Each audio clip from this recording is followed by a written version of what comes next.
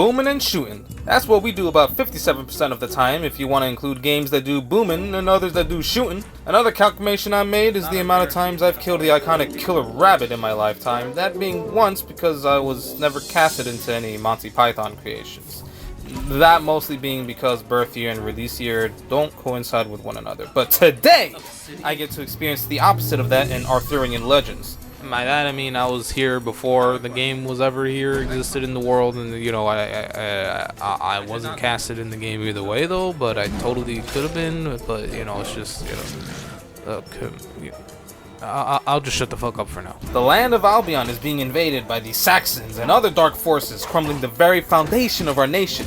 Insurrection ensuing, famine, thirst, sin, and more sin corrupt the very fabric of our player-controlled Celtic warriors' homeland, and BAM! They're already here pillaging your home. Comrade, release the fit. Oh, Jesus Christ, dude, what the fuck? Why'd you go so hard on him? Jesus. Oh, god damn. The Saxons, they thirst for blood and beer and bread and wine and the women, but there are no women in this game, at least not ones that would be described as the good guys, or in this case, good women. They kind of just stick knives in their mouths and throw them at you with their poisonous germs. Celtic warriors don't need none of that Saxon vermin, so we pick up our axe and shield and start chopping at their heads right away. Luckily for you, your own home is in a remote location some ways off from where everyone else has died already. Strolling around the forest doesn't pose much of a threat, as the many natural pathways that are usually created between trees do not exist in a game designed to look like the last remnants of a bygone 90s gaming era. By that I mean the level is designed in a very linear and logical way. And then there's giant spiders before the wolves in a forest. And right then and there you come across the workhorse of your arsenal of weapons. Another axe. But this one's for throwing like this. You see? Look at that. Only sometimes when you throw it, your enemy will throw their own axe or arrow at the same time, and both projectiles will cancel each other out in midair. The same concept applies when you're doing melee combat, except there's a discernible effect when you and an enemy attack each other with your axes or clubs at the same time. You'll initiate a parry that stuns the enemy for a short while, giving you the advantage to then sneak in a free swipe or two, or even bash him with your shield just enough to pop the head. And did I mention there's a lot of head popping and combustion in this game? The shield has a similar effect if you hold it up just as you're about to get hit with an attack, except in this case it's a perfect block. Most enemies will be stunned long enough for some free hits after it, but read why I italicized most in this script, because you're going to come across an enemy or two that won't care about your perfect block, and they'll just outright annihilate you anyway. Those guys are what we call berserkers in the game, and they're the only dual-wielding enemies in the game. They're also helpful in bridging the gap in Skyrim lore for the Dragonborn people. If you don't learn how to properly parry once you start seeing these guys, you're gonna have a bad time, real bad time, getting cooked by their shenanigans. Levels will generally play out the same way across the 3 chapters, traditionally we know them as episodes, where you're hunting for 3 different colored keys, bronze, silver, and gold, your red, green, and blue, or red, blue, yellow. Which one is it? Sometimes you might even come across an ancient key, which, unless otherwise stated, helps you gain access to rooms that have extra goodies you might not have discovered until later on in the game. They also tend to be your way of gaining access to secret exits in levels. These doors act like your end of level switch that then displays your stats for kills, completion time, power time, secrets discovered. If you're coming across one of these behind an ancient key door, chances are it's going to lead into a secret level that'll contain one of the 3 optional bosses throughout the game. Now, admittedly, nothing the bosses do stand out from each other. This is a very much typical boomer shooter when it comes to boss design. But I mean, come on.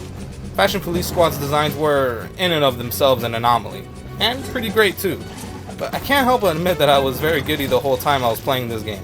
The digitized enemy sprites, corridor combat, getting lost in some sprawling levels after having cleared out all enemies as I stumbled around looking for a singular switch I needed to hit to open a door that led down a path to the golden key door I've been looking for the whole time to then gain access to the level. And yeah, man, I was having a blast playing something that felt like it was made in 1995, made in 2021. Yeah, I'm about a year late on this one, but why did it take until Bellular Gaming for me to find out Steam could actually recommend genuinely good games through Steam Labs instead of all the crap-infested front-page hentai?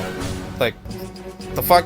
And don't even get me started on the discovery queue, because half the time, it's just littered with AAA junk and jank that not only do I not make content for, but I could give 0 shits about coughing up $70 for an almost 9-year-old game. So now we're here, talking about Arthurian Legends, a game not covered by the bigger boomer shooter channels, as I'd like to call them, but on this tiny little shithead channel of mine. The sense of humor is not so tongue-in-cheek, as it is part satirical and part over-the-top with some of the weapons you'll come across. You get this thing, it's a grenade, and a scepter that can change between different firing types, and a two-handed bastard sword that can crunch through enemy armor multiple times in one swing. How's that for a bastard? And that's all I need from a game like this. Responsive feedback from landing hits on enemies, a satisfying conclusion to every enemy killed, some ridiculously light plot elements, and the arsenal of weapons that you can strategize and switch between because they all have their own uses. You know what's even crazier than all that combined? Magic. Most of your ancient Celtic Hey, who the fuck said that? Most of your ancient Celtic secrets you'll find will have you discovering new magic runes with various effects. Casting a fireball, freeze enemies around you, summon invisible beasts, and unleash a lightning storm in a large area are 3 out of the very many runes you can find in the game. Did I count that right? There are clearly ones that stand out more over others, but none of them are actually useless or feel like a wasted breath on the developer's side for including them. What's most important is just how powerful each of them are by themselves, especially ones like the lightning storm and fireball. These essentially one-shot any enemy you're hitting with it, and again, lots of chunkies. What's compelling about the game is how the level design feels like it gets grander in scale the further you go, but also tends to be designed better in both the combat and counter department, and just general level layout and progression across each of them. Just on the normal difficulty, I would sometimes get into these larger arenas with skeleton archers, mages, and warriors that you can confidently kill in just a couple of hits with any of your weapons, but yet I'm still coming out of a few of them with only 25 health points to my name. The worst feeling is contracting any poison or splash damage from fire spells and arrows, because the projectile damage itself is already pretty high, and adding dot for the next couple of seconds can really wear you down and make you more attentive of where the dev places these guys on a map. You fucking cheesy bastards. I also want to point out before I go any further that while there was 3D modeling and the cover art done by 2 separate people, the bulk of this game's design, programming, and content included inside was made by a single person.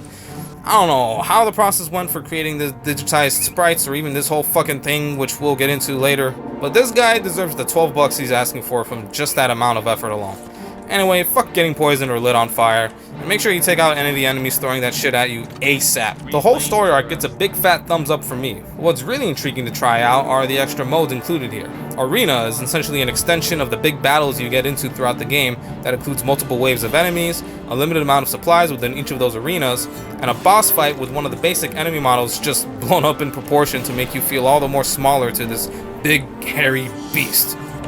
There's the heightened tension you don't usually get from the main story when you're in an enclosed space and you've got wolves, mages, archers, and imps all aiming at taking you out at the same time. Thankfully, there's some cheese involved by having enemies take friendly fire while you circle straight for the right opportunity to go in and clean up the rest of the enemies, but it's still very stressful nonetheless. If the dev could somehow design these in a similar way that Slayer Gates worked in Doom Eternal for a potential sequel to this game, I'd definitely be down to always find and complete them throughout a campaign. The one mode that is actually more interesting by itself is Horde Mode. Throughout the course of the story, you'll sometimes come across relics in some areas, like secret areas, that provide permanent buffs to your character, such as increased health pool or ammo sizes, and you'll also come across gold coins that you collect and carry over throughout your playthrough. Before you realize it, you'll be done with the main story and ask, wait, what was the point of the coins? Is this one of those Super Mario things where the coins don't really matter and it's just for an arbitrary score the game puts at the end to evaluate your supposed worth? Well, my friend, Horde Mode presents the solution to this question, as you'll gain access to 2 rooms full of supplies and any of the relics you have collected throughout your playtime at the start of a Horde run. If you missed any, they're not going to show up here. Hey, who's this guy? Oh, he's just a secret merchant that only accepts payments of gold coins. Thank you. Huh. That kind of sounds familiar. Almost like I've been collecting them for the past 7 hours after completing the entire story. So the best way to approach Horde Mode is to get through both story and arena mode first, to get as many achievements as you can in them that will inevitably unlock more items within the secret shop. Pay up with your coins and voila, you're getting shit for the coins you've collected for the past 7 hours. Ain't that just the most satisfying thing you can find? There's also a challenge mode you can do, but the first one has you going through every single enemy in the game with just your axe and shield, so I haven't completed it yet, because, seriously, dealing with the berserker or any enemy that throws poison at you is a pain in the ass. But it's there if you want to torture yourself. So we got it. We ran the whole course for this game, top to bottom, in and out, space is the place. What's next to talk about? Well, I've got gripes. They're not too bad gripes, but they're still gripes. Firstly, the music. While there's musical cues you can pick up on that tells you the state of the level you're in, like, oh, this level has a boss, or, well, this is gonna be a long one. Nothing about the music really stands out. Games like these tend to have music that can fit the action that's going on in front of you at least, but I think the overall sound quality of the music itself and the tone it brings to the table don't match up with whatever it is I'm trying to jump over or shoot at with my Hellbow. Yes, there's a weapon called Hellbow and the HHG or Holy Hand Grenade and yeah, Monty Python and Saxons and you know, the other stuff. But what we need to mostly talk about is this screen. What the fuck is this? You can for sure find an option for anything you wish to customize about the game here. From display resolution to an FOV slider to even giving you the option to have a level select available, anything you can perceive to be customizable is all here. Except that's the big issue here, is that it's all in one big ass convoluted ant font page. I think some people complained about the options of the FOV slider within reviews, but what are you, some sick psycho playing Freebird in Guitar Hero 2 at 200% speed? What kind of fucking reference was that, dude? What, that niche fucking nerd? I got to hit 110 on the slider and that's all I needed. But I will say the red font on this background is a little hard to see. Also, if you don't resize the HUD for your resolution and increase the scaling of it afterwards, you're gonna find that initial tutorial screens might overlap with some elements and even on itself at times. So in the end, some tweaking on this page is required, which makes it a bit of a bummer considering how cluttered and insane this page looks. And that's that. Scalero Games 2021 Arthurian Legends, $12 on Steam, a total of 10 hours of playtime with potentially way more coming down the line if I feel the need to. I think this is probably one of the better sells I can have here on this channel. Yeah, the graphics might not inspire confidence for certain types of people, but I mean, what the fuck are you doing trying to sell boomer shooters to a general audience? This shit is niche, people only play military shooters nowadays, so you gotta service the people that service you for bringing them back to better and easier times in life. This game's got the anxiety platforming, blood and guts, sick weapons, a dash of magic, and a self-awareness that never tries to insult your intelligence. Instead, it invites you to explore the world, uncover secrets, and experience a 90s game created nowadays without ever spelling out directly to you that it's a 2021 game. Next time, I'll try to cover something not so ancient or Celtic, and not something so totalitarian in its style. Instead, we'll be looking toward the future. Maybe robotic or some shit, I don't know. Just don't ask me to review Cyberpunk. That game sucks.